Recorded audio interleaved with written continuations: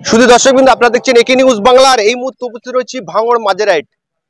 গতকাল এই জায়গায় ক্যানিং পৌর বিধায়ক শওকত মোল্লা একটি সভা করে। আপনারা জানেন যে এই মাজেরাইটে নওশাদ সিদ্দিকীর অফিস আছে, সেই অফিসে নওশাদ সিদ্দিকীর গড়ে বললে বলা ভুল হবে না, সেই জায়গায় শওকত মোল্লা এসে সভা করে যায় এবং কিছু গরম গরম বক্তব্য দিয়ে যায়। এলাকার মানুষের অভিযোগ, তার প্রতিবাদে আজকে এই মাজেরাইটের বাসিন্দা যারা মাজেরাইটের আইএসএফ কর্মী সমর্থক রয়েছে, তারা জড়ো হয়ে গোলাপ পানি এবং পানি দিয়ে রাস্তাকে ধৌত করে একটি পথসভার আয়োজন করেছে আমরা দেখতে পাচ্ছি। এবং সঙ্গে সঙ্গে পুলিশ প্রশাসন খবর পেয়ে যায়। আপনারা জানেন যে ইতিমধ্যেই ইলেকশন কমিশনের আন্ডারে প্রশাসন চলে গিয়েছে। সঙ্গে সঙ্গে পুলিশ প্রশাসন আসে সেই যে পথসভা করতে চেয়েছিল সেই পথসভা কিন্তু পুলিশ প্রশাসন আটকে দেয়। প্রশাসন আসছে, প্রশাসনটা আমাদেরকে বলছে যে মিছিলটা বন্ধ করো, মিছিলটা বন্ধ করে দাও তোমরা। এখন মিছিল থানায় গিয়ে পারমিশন নিয়ে তারপরে তোমরা মিছিল করো।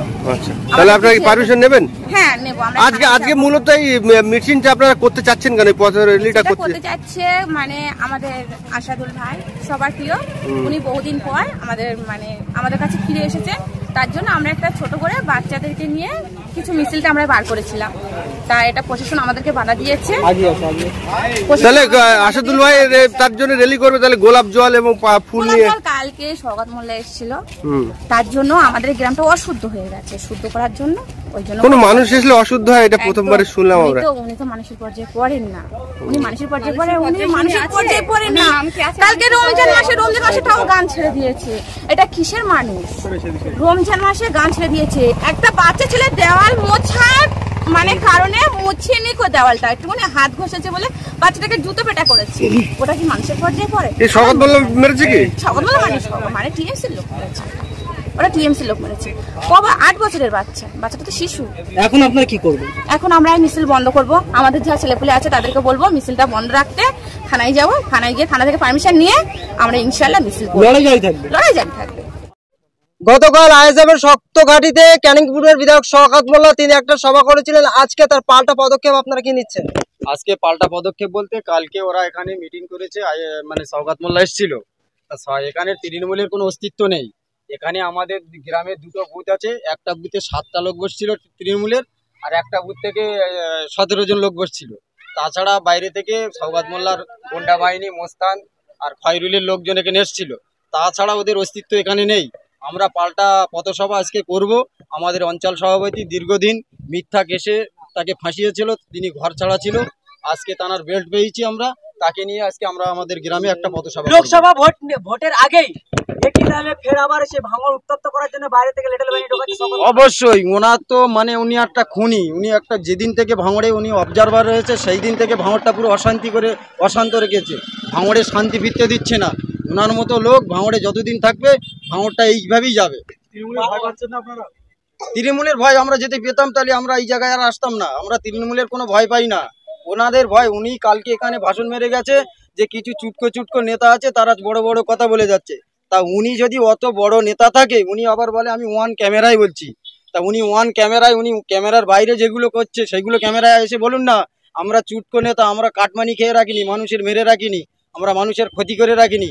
আমরা যে আমাদের বডিগার্ড বা আমাদের বিভিন্ন রকমের পুলিশ প্রশাসন নিয়ে আমরা ঘুরি না, ঠিক আছে? ওনার অত ভয়টা, উনি সব বডিগার্ড ছেড়ে, প্রশাসন ছেড়ে উনি একবার স্টেজে উঠে দেখুক না সাধারণ মানুষ ওনাকে কি করে। তাহলে এটাই শওকত মোল্লার লজ্জা যে আইএসএফের শক্ত ঘাঁটিতে বাইরে থেকে লোক ভাড়া করে এনে সভা করতে। হ্যাঁ, তার লজ্জা না তো কি?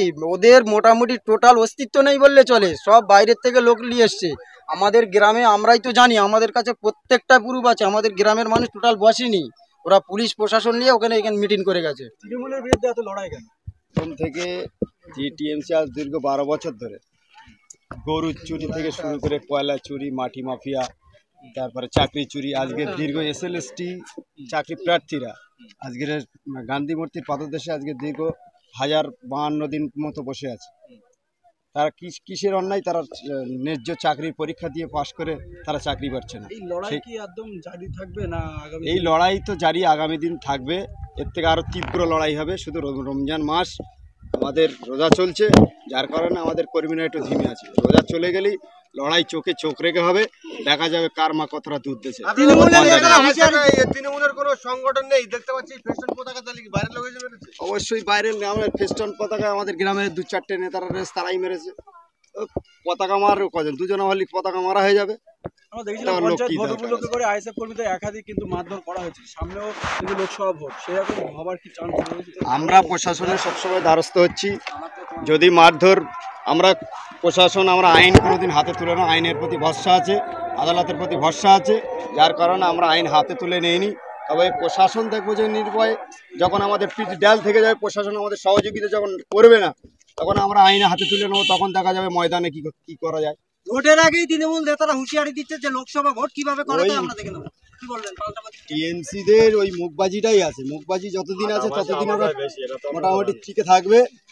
মুখবাজি যতদিন শেষ হয়ে যাবে, ওই অনুব্রত চড়াম চড়াম ঢাক বাজাবে, তারপরে নকুল দানা সে আজ তিহার জেলে বসে দেবে, তারপর শাহজাহান সন্দেশখালী বেতাজ বাদশা শাহজাহান, সে কি আমার একবার একটা এরম পাল ছিঁড়ে দেখা ভাষাগত একটা মার্জিত করবে, সে আজকে কি ইডিরেতে নেংটি ইঁদুরির মতন ঘুরে বেড়াচ্ছে।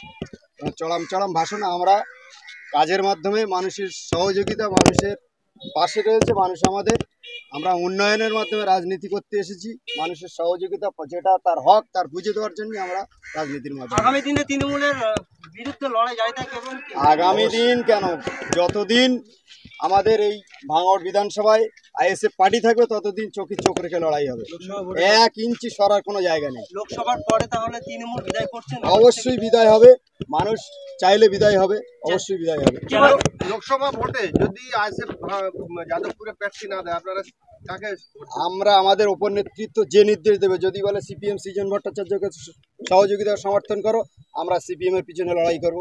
এই ডায়মন্ডহাওড়ায় নওশাদ সিদ্দিকী 9 মাস আগে পঞ্চায়েত ভোটের পরেই বলেছিল যে আমি ডায়মন্ডহাওড়া থেকে প্রতিদ্বন্দ্বিতা করছি, কিন্তু সেই জায়গায় এখনো পর্যন্ত আইএসএফ পার্টির একটা নির্দিষ্ট কমিটি আছে, টিএমসির মতন মমতা ব্যানার্জি পোর্টস আর বাকি সব ল্যাম্পোর্টস নয়, রাজ্য কমিটি কেন্দ্র কমিটি সমস্ত কমিটিরা আছে, তাদের নির্দেশ মতো দল অনুমতি দিলে অবশ্যই নওশাদ সিদ্দিকী ডায়মন্ডহাওড়ায় যদি নাকি ডায়মন্ডহাওড়া শেষ পর্যন্ত না দাঁড়ায়, তাহলে দলের প্রতি মানুষের প্রতি একটা একদম জন্মাবে না। আমরা পার্টি নওশাদ সিদ্দিকী থেকে রাজনীতি, মানুষ রাজনীতি স্বচ্ছ এবং মূল অধিকার ফিরে পাওয়ার জন্য রাজনীতিতে আমরা এসেছি। আমরা কে দাঁড়াবে কে দাঁড়াবে না এই নিয়ে আমরা রাজনীতি করি। উন্নয়ন হবে, দল যে নির্দেশ দেবে সেই নির্দেশের উপর দাঁড়িয়ে মানুষ মেনে নেবে। দলের কোনো নির্দেশ পেয়েছেন আপনারা? আমরা এখনো পাইনি, প্রচার চলছে আর কটা দিন বাকি আছে, অবশ্যই 2-4 দিনের মধ্যে আমরা নির্দেশ পেয়ে যাবো। আমার নাম আবুল কালাম, আমি এই 113 নম্বরের ক্যাশিয়ার, আইএসএফ পার্টি। কি বলবেন দাদা? শওকত মোল্লা তারা দাবি করছেন নওশাদ সিদ্দিকী এখনো পর্যন্ত কোনো উন্নয়ন করতে পারেনি, সেই শওকত মোল্লা বিধায়ক নওশাদ সিদ্দিকী সাহেব ল্যাম্পোস্ট লাগিয়েছে, সেই ল্যাম্পোস্টের তলায় দাঁড়িয়ে মিটিং করে গিয়েছে ভাঙড়ে, কি বলবেন? একটা কথা কি বলো দিন, মাঝেরাইটে নওশাদ সিদ্দিকী থাকে, ঠিক আছে, মাঝেরাইটে শওকতের আসার মূল উদ্দেশ্য হলো এমএলএ অফিসটা এতদিন দেখিনি, নিজে চোখে দেখবে বলে সেই হিসেবে এসেছিল, আর কাজ করিনি কি সেটা জনগণের কাছে এই মিডিয়া তোমরা জালে সেটা বুঝতে পারবে। মাঝরাটের মা ও বোনেরা আছে আর এরা আছে, ওদের সামনে গিয়ে মিডিয়া ধরলে বুঝতে পারবে কাজ হয়েছে কিনা। নওশাদ সিদ্দিকীর কিচ্ছু হলে মাদের বাড়ির হাঁড়ির ভাত হাঁড়িতে থেকে যায় কিন্তু গালে ওঠে না, কিন্তু আজকে যে টিএমসির যেসব বড় বড় তারপর নেতারা ধরা পড়ছে, পিকনিক করে খাচ্ছে, কেউ গোলাপ পানিতে রাস্তা ধরছে, এর মানে বুঝতে পারছো না যে কতটা লজ্জাজনক ইয়ে।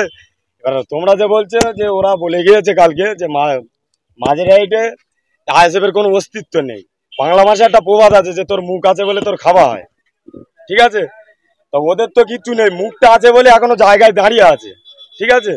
আর একটা কথা, ফাটা ভাষা আওয়াজ হয় বেশি, ঠিক আছে, হ্যাঁ তৃণমূলটা ফাটা ভাষা।